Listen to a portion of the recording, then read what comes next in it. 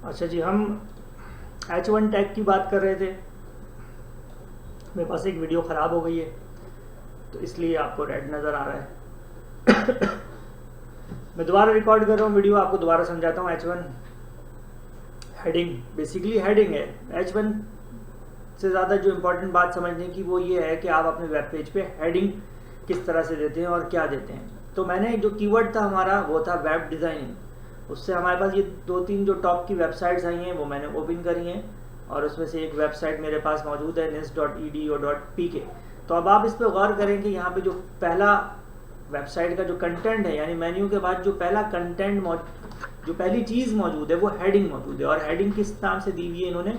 Web designing के नाम से दी हुई है। और ये आपके पास एक डायरेक्ट इनडायरेक्ट फैक्टर है लेकिन इंपॉर्टेंट फैक्टर है SEO का। ठीक है जी, तो ये आपके वेब डिज़ाइनिंग कंटेंट में आ जाता है। जैसे कि आपको बताया गया था कि वेब डिज़ाइनिंग कंटेंट आपके लिए बहुत ज़्यादा इंपॉर्टेंट है, तो उसमें ये आपके पास हेडिंग बहुत ज़्यादा इंपॉर्टेंट है। एक चीज़ बार बार आपको मैं समझा रहा हूँ और बता रहा हूँ वो ये कि देखिए बेसिक कुछ चीज़ें हैं SEO की, लेकिन इसी के ऊपर आपका सारा का सारा SEO डिपेंड करता है। अगर इसको अच्छी तरीके से आपने बना लिया अपने पास और मैनेज कर लिया किसी भी वेबसाइट के ऊपर, तो आपकी बहुत सुथरी SEO हो सकती है। इसको मैं अगर कंपेयर करूँ हम अपने पेज से, तो हमारा दी एप स्टेशन का जो पेज है हम उसको चेक करते हैं तो हमारा ये पेज है दी एप स्टेशन का। ठीक है जी, और ये वेब डिज़ाइनिंग का हमारा पेज है। URL की बात मैं कर चुका हूँ और उसमें मैंने कुछ चेंजेस भी की थी। मैं उसको अप्लाई करूँगा ऑनलाइन भी, थोड़ा टाइम लगेगा ऑब्वियस सी बात है, क्योंकि उसमें उसका स्ट्रक्चर आगे पीछे करना पड़ेगा वेबसाइट का।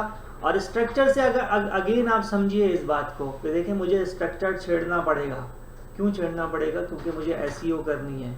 तो वेबसाइट डिज़ाइनिंग की डिज़ाइन करते हुए ही आपको स्ट्रक्चर ऐसा रखना चाहिए कि आपके लिए SEO आसान हो जाए। ठीक है जी, SEO स्ट्रक्चर कहते ही इस चीज़ को है कि किस फोल्डर में आपने क्या करा हुआ है, किस तरह से फोल्डर डिवाइड किए हुए हैं, किस तरह से इमेजेस रखे हुए हैं, इमेजेस पे क्या नाम दिए हुए हैं, यानी कि आपके वेबसाइट का रोड मैप क्या है, स्ट्रक्चर क्या है।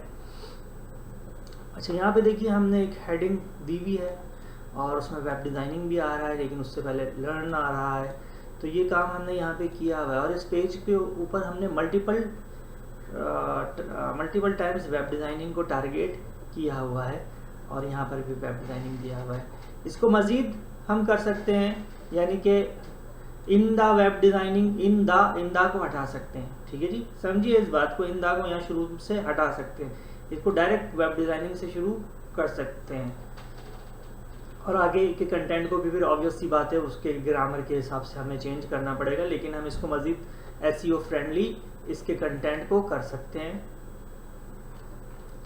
और जो इस पेज के अंदर एक और इशू है वो आपको बताया था मैंने पहले भी कि URL का इशू है, इसके URL को भी ठीक करेंगे तो बाकी ये पेज बहुत अच्छा बना हुआ है। इसके ऊपर थोड़ा सा काम करके इसको अच्छा हम वेब डिज़ाइनिंग कीवर्ड के ऊपर अच्छी तरीके से रैंक कर सकते हैं। ठीक है जी, तो ये आपके पास H1 हो गया। H1 की अगर हम और भी मिसाल देखें तो देखें यहाँ पर जो H1 टैग है वो इनका है advance web development course with PHP and MySQL। अगर हम इसको देखें एपटेक को, तो यहाँ पर इन्होंने भी वेब डिज़ाइनिंग को टारगेट किया हुआ है।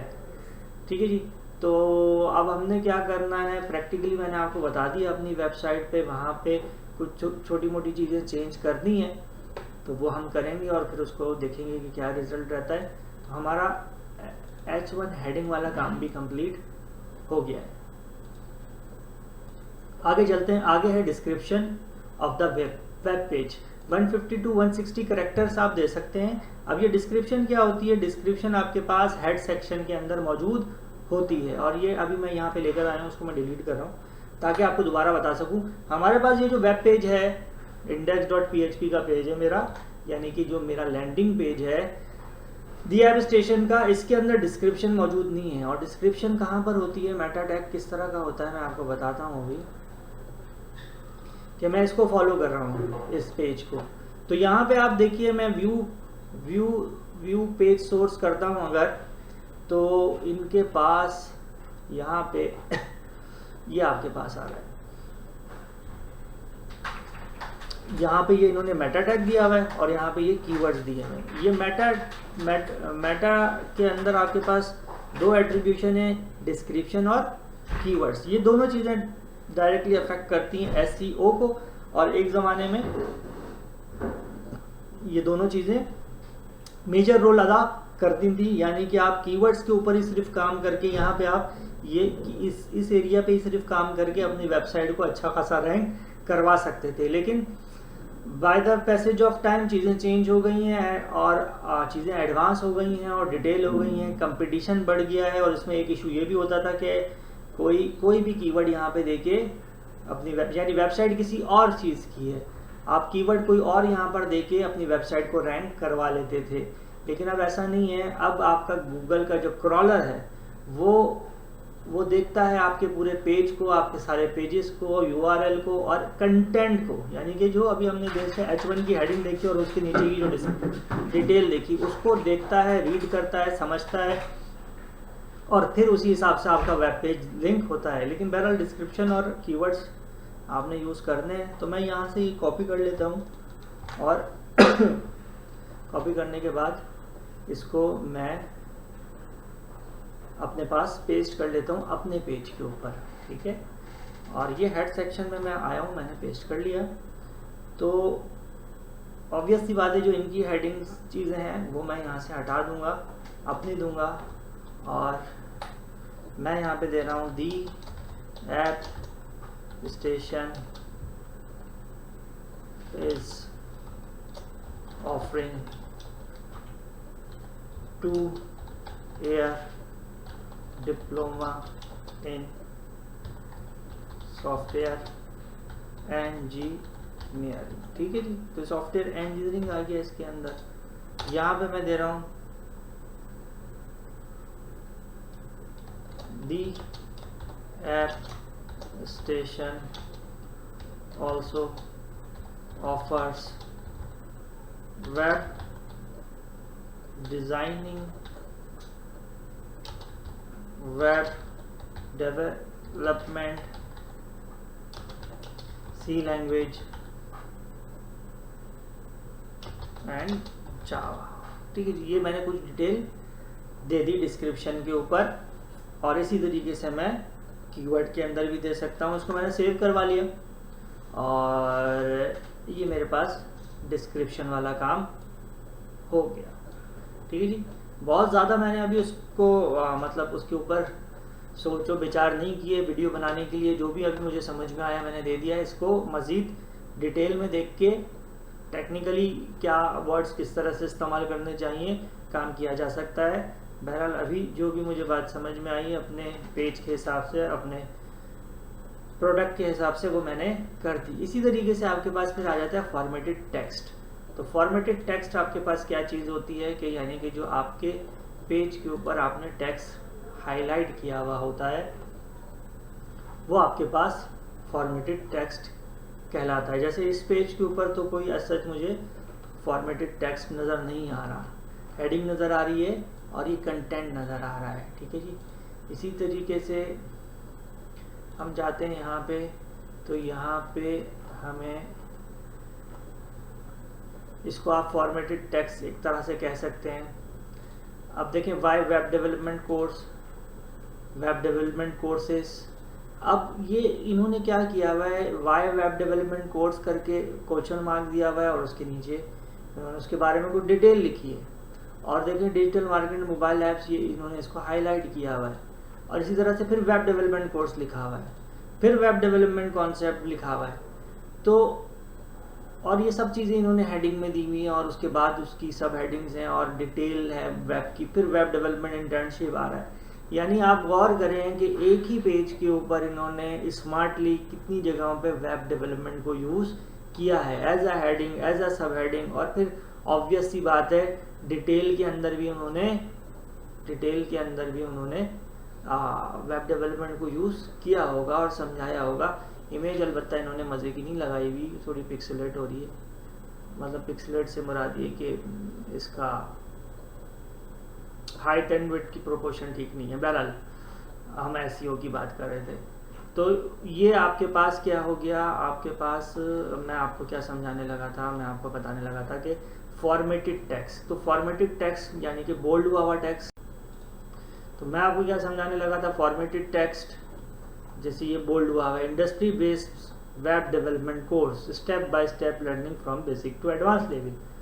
तो इन्होंने भरपूर SEO की हुई है और आई एम श्योर कि इनके पास अच्छा खासा ट्रैफिक जनरेट होता होगा इस SEO से और अच्छा खासा बिजनेस जनरेट करते होंगे ये SEO से। तो बहुत स्मार्टली इन्होंने काम किया हुआ है। ओमनी एकेडमी में, आई गेस गुलशन के अंदर है ये। देखें इसी तरीके से ये भी इन्होंने टेक्स्ट को क्या किया हुआ, हाईलाइट किया हुआ है। ये सब हेडिंग है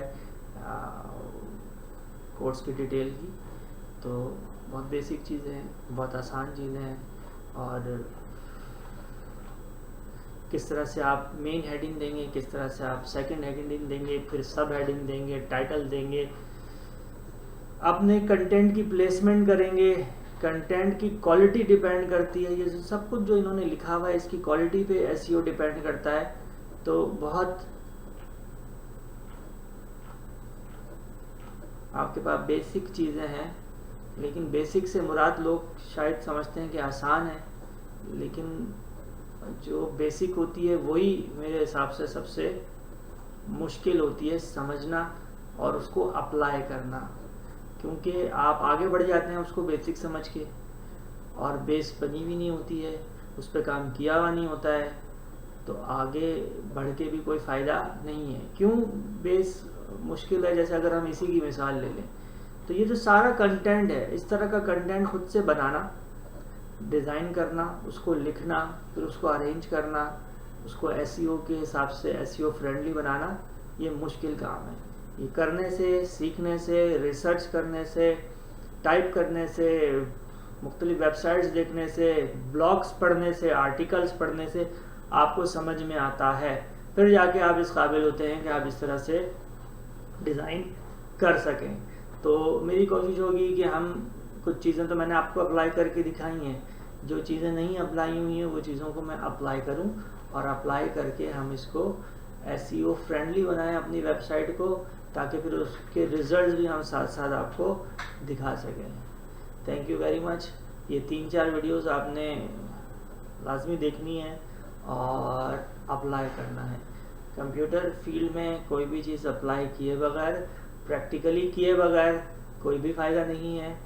और जिन लोगों ने अभी तक कुछ भी नहीं करा है, जो ये वीडियो देख रहे हैं या देखेंगे वीडियो, उनसे मेरी गुजारिश है कि SEO एक ऐसी फील्ड है कि इसमें अगर आपका कोई बहुत ज़्यादा इन डेप्थ टेक्निकल नॉलेज नहीं भी है कंप्यूटर की, प्रोग्रामिंग की, even web designing, web development की, तब भी आप इसको समझ के और इसमें सीरियस हो गया। असल चीज़ तो देखें सीरियस होना है, जिस चीज़ के लिए आप सीरियस हो जाएं उसमें काम बन जाता है। तो सीरियस होकर अगर आप इसके ऊपर काम करें तो 2 से 3 महीने के अंदर आप इसमें अच्छा वाला काम करके, सीख के, इसके ऊपर आप प्रोफेशनली काम कर सकते हैं, पैसे अर्न कर सकते हैं, फील्ड में इन हो सकते हैं। तो कोई सवाल हो तो आप मुझसे पूछिएगा ज़रूर, और इंशाल्लाह नई वीडियोस मैं बनाता हूँ तो फिर मज़ीद आपको अपलोड करूँगा। Thank you very much.